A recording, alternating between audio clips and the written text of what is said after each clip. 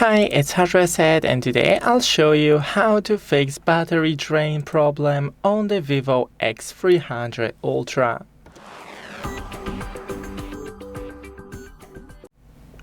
So first go into the settings, then scroll and find the battery settings. Right here we have the battery mode. You can switch to the battery saver. Also, you have a super battery saver.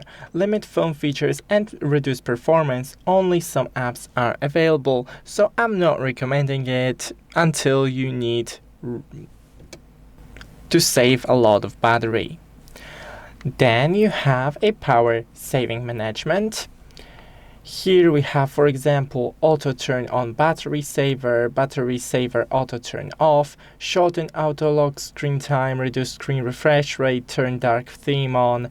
You can just enable all these options. Also, in the settings of display, you can select the dark mode, lower brightness or use auto brightness, and the auto lock shorten to around 1 minute, and disable every feature in quick settings that you're not using, for example, a Bluetooth or Wi-Fi. Thanks for watching, don't forget to leave a like and see you in the next one.